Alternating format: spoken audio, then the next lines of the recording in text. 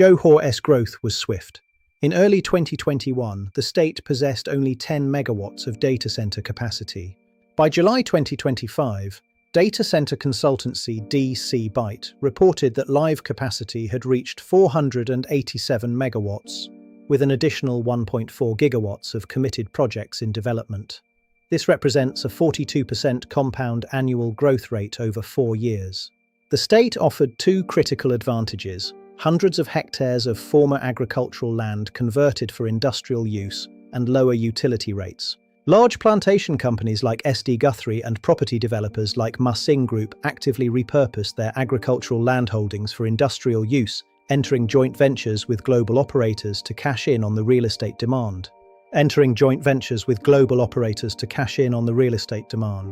In Sedenak Tech Park and Nusajaya, developers could construct horizontal facilities spanning over 30,000 square meters each. These structures are 50% cheaper to build and operate than Singapore's multi-story vertical data centers. In Singapore, industrial land is leased at high premiums and is subject to strict 30-year lease limits.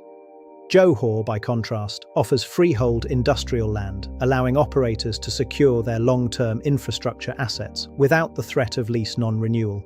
Land acquisition prices in Johor are approximately 120 to 180 Malaysian ringgit per square foot, about 25 to 40 US dollars, a fraction of the cost in Singapore. The capital expenditure for building a 100 megawatt facility in Johor is roughly 800 million to 1 billion US dollars, with up to 60% of that cost allocated to mechanical and electrical systems, including cooling. By building horizontally, operators save millions of dollars in structural reinforcement and vertical cooling distribution.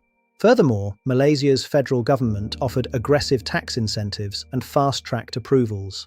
By late 2025, Johor had become the primary growth market in Asia for digital infrastructure. ByteDance, Microsoft, Google, and NVIDIA had all committed to major deployments, including Google's $2 billion facility. The digital storage of Singapore was effectively being built in the soil of Johor. But physical infrastructure remains bound by physical limits. Data centers do not merely run on code, they run on water and coal. Data centers generate heat from thousands of high-performance central processing units and graphics processing units. To maintain operating temperatures between 18 and 27 degrees Celsius, heat must be constantly removed. Traditional hyperscale data centers rely on evaporative cooling towers. For every megawatt-hour of electricity consumed, a standard evaporative cooling system consumes approximately 4.5 cubic meters of water. Multiply this by a 100 megawatt facility running at full capacity, and it equals 10,800 cubic meters of water per day. Johor has a daily treated water production capacity of approximately 2.1 billion litres. If all planned data centers are constructed using traditional evaporative systems, their combined water consumption would exceed 5% of the entire treated water capacity of southern Johor. By late 2025, this consumption clashed with Johor's municipal needs. The local water utility, Ranhill SAJ, struggled to balance the demands of heavy industry with domestic needs. Its water treatment plants were already operating at over 90% capacity. In November 2025, authorities issued a directive deferring water supply approvals for data centers utilizing water-intensive evaporative cooling systems. By April 2026, the policy hardened. The state classified Tier 1 and Tier 2 data centers as high water users, drawing nearly 200 times more water than standard commercial properties, and officially halted new approvals for facilities relying on evaporative systems. The message was clear. Johor's municipal water supply could no longer subsidize the global cloud. The second physical limit is the electrical grid. To power 5.8 gigawatts of data centers, Johor requires extensive upgrades to its high-voltage transmission lines. This upgrade is urgent due to the rise of artificial intelligence. High-performance AI chips, such as NVIDIA SH100, H200, and the newer Blackwell architectures, require up to 10 times more power per rack than traditional servers, increasing rack density from 5 to 10 kilowatts to 40 to 100 kilowatts per rack. To address this demand, Tenaga Nasional Berhad increased its capital expenditure to 15.7 billion ringgit, approximately 3.96 billion US dollars, in 2025. This represents a 40% increase from the 11.2 billion ringgit spent in 2024. Despite this funding, upgrading transmission grids requires a timeline of 3 to 5 years per major line. There is also an environmental contradiction. While technology firms like Microsoft and Google have public commitments to become carbon neutral by 2030, Malaysia's electrical grid remains heavily dependent on fossil fuels.